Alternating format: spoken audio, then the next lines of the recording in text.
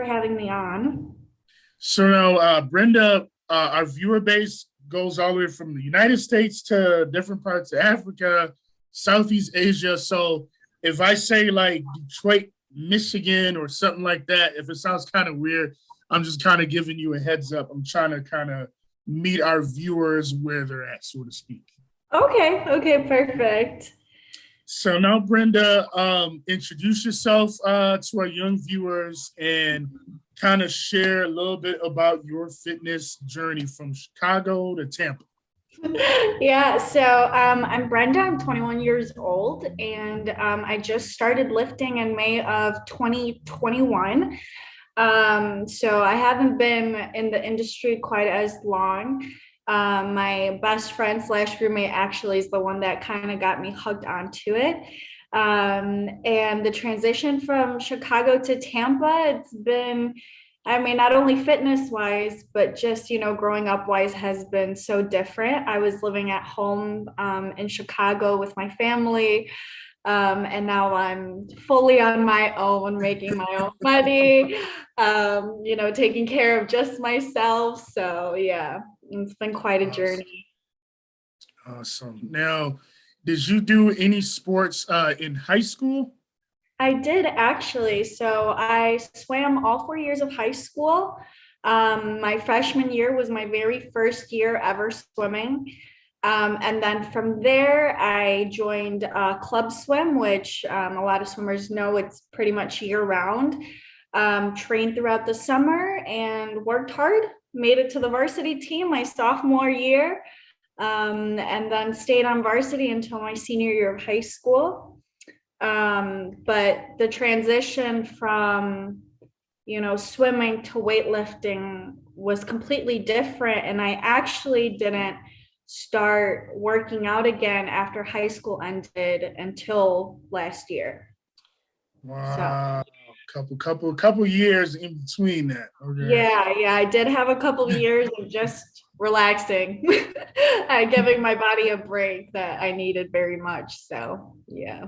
Awesome, awesome. And you coming on our youth mentorship podcast was especially important because for season four, we're doing a lot on fitness, athletics, and we kind of want like different perspectives, different angles. So now, tell us a little bit about what was going on in your mind when you finally hit the gym, because not just for the young ladies, but for anyone that's entering the gym during this pandemic, there's all kind of thoughts going in people's heads, all kind of challenges that they perceive. Kind of share a little bit what was going on in your mind when you finally Yeah. hit the gym and saw the weights going up.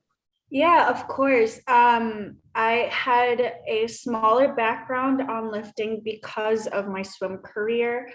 So as far as like squatting and benching, I knew what those terms meant. I just didn't know how to only train weightlifting and be successful with that. And I was quite honestly so terrified. My confidence wasn't nearly at the level that it is now. So that was quite a challenge. And I honestly think I got really, really lucky because I had my best friend kind of guiding me through everything and the process. Um, Before then, I just kind of refused to go in alone because I was too scared. I didn't know where to start, right? And that's where most people's heads are at when they're first starting out. And the best thing I can say to that is to not be afraid to go up to people. Where I would like to think most of us that are going to the gym understand that everybody starts somewhere. So I love it when I see younger girls, coming up to, girls who have obviously been there for a lot longer and asking them for advice, or, asking me, how exactly does this work? So I think that's super important to keep in mind. Um, and I'm trying to think what else. Yeah, I think confidence is the biggest kind of controlling factor when it comes to just starting. Now we've had a couple student athletes, they just started college, and they were talking about how some of their biggest adjustments was making adjustments to their diet, the way they eat. Are you to the point where you're like watching everything you're eating, breakfast, lunch, snacks, dinner, or are you kind of feeling your way out so far? Still feeling my way out. Quite honestly, like I said, I mean, I was living at home, with my home cooked meals, and, my mom cooks relatively really healthy food. So my diet was never much of an issue. But now that I'm living alone, I have a little bit more freedom, right? I have a little bit more freedom to, maybe start counting my calories and trying to go on a surplus. Personally, I've always had a harder time gaining weight, which for weightlifting, I want to get to a certain point. And so right now I've been trying to work my way up very slowly with that. But I'm quite honestly just taking my time with it. I'm not stressing myself out too much about it. Just it'll be kind of what it'll be. And I know I'll get there eventually. So I'm in no rush as of yet to, be like, I have to get 10 pounds in 2 months, like I'm Uh, just uh, kind of hanging back a little bit, but so you're not weighing your food on a scale or anything like that? no, not quite there yet. No, eventually I do kind of want to start competing and, kind of delving into that world. I think that would be really fun. And I'm a very competitive person. So I think that would really drive me to do it. But right now it's a little bit challenging because I'm finishing up my bachelor's degree and, like I said, kind of adjusting to being on my own. But once I've got all that figured out, hopefully I'll start putting my mind to competing and maybe counting the food and stuff. So Excellent. And with this being a youth mentorship podcast, like individual like yourself, we I could see us doing like a follow-up episode where we bring someone that's in the industry that's doing, let's say, physique modeling, have her on the same podcast episode with you. So yeah, that that's would be super cool. Yeah, I would love to start meeting people that are in the industry. Our new gym here down in Tampa, there is so many women that are amazing and men too that, clearly compete and like we know they compete. Or just in general in the power industry. There's a powerlifting like club that goes there like every Sunday and Saturday, and they're there in the mornings. And it's just so cool to watch. And it's honestly great motivation to, get to that point. So I'd love to talk to someone like that. and you already kind of half the battle really is kind of like I say genetics plays a big part. When I was coaching, I didn't highlight that to the parents of the kids I was working with, but Yeah. genetics is a big part of the game as as you get higher and higher up there. And you already have low body fat, so that's like more than half the battle. So be grateful. Thank mom, thank dad. Yeah, I know. I sometimes get messages, about the quads, and it's like, how do you grow your quads? And it's like, I've just always kind of had them my whole life. Same with my calves. I don't do anything specific to isolate them. It's just, mom, thank you. Like it's all her genetics. Yeah. So yeah, I completely agree. Genetics, and I think that's also very important to point out, especially in the fitness industry, is, everybody's built a certain way, and you could have the exact same physique as somebody that you see and still not get the same results following Yes. exactly what they're doing. That I would say was also kind of a challenging point for me in the beginning, right? You see all these people outlifting you, or girls that are more glute dominant versus quad dominant, and I had to learn that I was more quad dominant and how to work with that, if I wanted to target my glutes more, or I know my upper body builds relatively quickly, so kind of learning how to manage that to look the way that I wanted and stuff like that. But yeah, it's also important to keep in mind for the beginners that I get everybody, discouraged. yeah, don't get Yep. discouraged. Keep doing it. Honestly, I feel like the more you do it, the more you're going to realize not how your body feels, but how your mind feels. It is incredible how, the consistency kind of, for me at least, has gotten so addicting. And I'm proud of myself every time I'm able to make it to the gym, right? And so I always say I really do it to keep myself sane more than anything else. So I think once you put that in your mind as well, you'll see the benefits. Because it's a battle just getting to the gym sometimes. You know what I mean? Sometimes, a lot of us were inclined to just I'll skip today or I'll skip this week and I'll be back some other time. Mm-hmm. Yeah, that is extremely really hard. I almost fell back into it when we were in the process of moving because it was just, it's not like we were moving to like Michigan or Indiana from Chicago, right? No, we chose the furthest state away. And it was a 17-hour drive that we were preparing for, and you Uh, know putting literally our entire life into my car, and going away. So yeah, it was a challenge getting back into the gym, to be honest, and finding a gym that we also really liked down here. But once I started going again, I remembered why I go, which is to keep myself sane.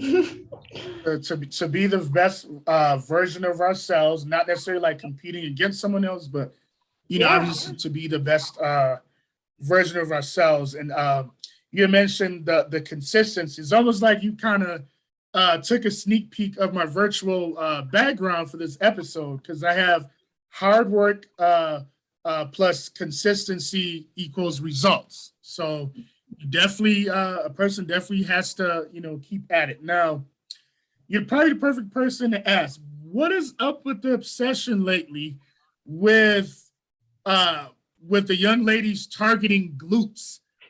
Why is that like the muscle group that everybody's putting in work on lately? Right. I have no idea. I honestly, people always talk about how the beauty standards change, right? And I think that's definitely one of the beauty standards right now is the bigger the glute, the better. And I am definitely guilty of it. I definitely have obsessed a little bit too much about growing my glutes. And yeah, my mom makes fun of me for it like all the time because I'll be like, does my butt look good, Mom? And she's like, oh my God. She's like, you've been going to the gym for, 6 months, relax. Um, but yeah, I have no idea. I guess it's just the It's preference. just the current trend, I guess. Like with the fellas, arms will always be like, gotta get the tries, gotta get the buys. Yeah. Yeah. And for girls, it's like, you got to get the glutes and you're all set. Now, what would you say would be like a starter kit for a young lady that's just now walking through the doors of a gym? They just got the little tour around the gym, and now they're by themselves. They're walking in. There's no more, desk attendant at the counter. Now it's just time to get it done. What's kind of like some areas to address on the first day? Oh, areas to address. I'm just kind of going to go through like my routine and what I do to get ready. Honestly, have a bomb playlist ready to go. Music is so important. It could really make a difference in your workout, or a podcast, or just something that you're going to enjoy in your head. And if you like complete silence, then do complete silence. An outfit that you feel so confident in, and just love yourself in, because I think that's super important. If I have something on that I don't want to be in, I'm not going to have a good workout. It's just kind of gotten to that point. And quite honestly, carry your phone around, because it is the most useful tool to, if you're completely lost and it's completely empty and you don't know who to ask, or you're too shy to ask, nobody's going to look at you twice if you're on your phone looking up a video on how to do RDLs or how to deadlift properly, or Okay. how to do anything. TikTok's on the rise with fitness influencers right now, and everybody, is kind of coaching on there. So I'm sure, you could pull up the app and find, Smith machine something, and it'll be there. And just to not be afraid to make mistakes, quite honestly. I look back at videos of myself from even a month ago and I'm like, ugh, like, what was I thinking? But you fix it and you work on it. And like you said, you keep up that consistency, and, you know, you're able to see what you're doing wrong and you fix it. And then that's how you get better. So I think a lot of people who go to the gym, not just females, get in their head too much about, doing things wrong and, oh my God, am I doing it right? And I do it quite often too as well. But as long as, there's tools out there. So as long as you're willing to look up the tools, you'll be completely okay. Excellent, excellent. And the playlist part, I would have definitely overlooked when you shared that part, because gym music, sometimes the type of music they play, it's not very motivating. So I'm glad you kind of shared that piece. Now, um, are you doing anything as far as like being like a brand ambassador? I seen something on your IG. I think it's called Take Life Further, Yeah, TLF. TLF. Yeah, TLF is a magnificent company. They do, apparel for women. I'm actually wearing them right now. And I feel so great in their clothing, quite honestly. I don't work very closely with brands that I don't think I'm going to enjoy or like. I think that's also super important to kind of do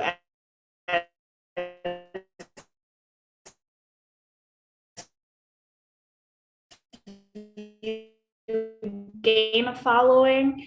Otherwise, I wouldn't have chosen them to work with. I've also done Kiala. I absolutely love their pre-workout. Pre-workout's kind of What's it a called? Kiala. It's Kiala. And their pre-workout supplements really clean. And I absolutely love it. I love the taste of it. Some pre-workouts are either too sweet or just, they give me too Just too much much. sugar. And that's also kind of a controversial topic in the fitness industry. Some people are like, yeah, I don't take it. I don't touch caffeine. And, others, take it every day. I'm more of a, if I worked too much the night before, I'll definitely, put some in my water and take it. But otherwise I do kind of stay away from it a little bit more. But yeah, there's those two are my main ones right now. And of course, we can't conclude the show without putting each of our guests on the spot. So, so if you were coming up with like a documentary or a movie about yourself, what would be the title and who would play you and why? Oh my gosh, that is such a good question. We're like guest number 84 so far. Yeah, I'm like, I have no idea who would play me. um, Zendaya. I'm like, I've been trying to watch Euphoria, and I only know like some clips because of TikTok. People love to spoil that show on there. So I feel like I've watched the entire show without watching it. And I feel like she does a phenomenal job. I've also Okay. watched the Spider-Man movies, and I think she's just so pretty and beautiful. So I think I'd want her to kind of portray me. And as far as the title, oh gosh, I have no idea. You on Yeah. the spot like we always do with each other. Yeah, I'm over here trying to get my creativity flowing, and I quite honestly have no idea. Yeah. Well, it just be a to be continued until like follow up episode with you Yeah. and someone that's deep into the fitness industry to pair you two up. Yes, that would be so much fun. So we definitely follow up on that. I I'll want to make a note thank of you. it so I don't forget. Say it I'm gonna again. think about an answer at like 3 in the morning, and I'm gonna be like, I should have Now said I that. was gonna pop up. Yeah. Oh, and also, like, what are you? So, what are you studying for your undergrad? Yeah, so I'm actually finishing my degree in criminology right now. Um, Nice. as far as what I'm gonna do post graduation, I have no idea. Quite honestly, I did take the test to become a police officer down here in Florida, and I passed it. Nice. So that's one direction. My life has also slowly been, changing because of social media. So if the opportunity arises to do something full time with that, I also would absolutely love to do it. At the end of the day, I do want to go back to school and get a higher degree, whether it be my master's and my PhD or, maybe law school. I'm open to pretty much anything, but yeah, that's the end goal. And that's especially important for our younger viewers because what you're showing is you're being more than the athlete. You can do various things and take advantage of a bunch of different opportunities. So that's all needed. Now, what ethnicity are you, Brenda? So I'm Mexican. I was Okay. actually born in Mexico. Um, and I moved here when I was 6 with my mom. Yeah. Nice. So I've been here for what, 15 years now, which is crazy to me. But yeah, yeah, we landed in Chicago because my grandparents were there, and then we moved out to the suburbs. So yeah. You're definitely well represented, really, in both cities that you've been in, Chicago and even Tampa as well. Yeah. Yeah, yeah, Hispanics, Latinos, definitely well represented. Reason why I asked because with our podcast episodes, Brenda, we always make sure we have diversity on our show because a lot of our viewers are brown, are black, and it's good for them to see other people of color that are making moves to kind of, motivate them, inspire them when they see people that look like them. So, Yes. thank you for sharing that as well, Brenda. Definitely much appreciated. Thank you. Yeah, I think it's really important to have equal representation, especially in the media. And I think, that's kind of one of the things that motivate me is that I definitely grew up a lot different than a lot of, kids that come from my background. And I'm so very grateful for my parents for making that happen. But that's also part of the reason why I'm thinking about doing the career path that I'm choosing, is I definitely think the police force needs more representation, more women, and a lot of empathetic people, and educated people as well. So yeah, I definitely will update you hopefully on that and see what I choose. But yeah, regardless, I want to make an impact and reach our communities that need it. So Awesome. Sky's definitely the limit for you. Keep striving, keep pushing. Thank you once again for taking time out of your schedule, Brenda. Appreciate you. of course, thank you so much for having me on. Thank you. Continue blessings. Alrighty, bye-bye. Yeah.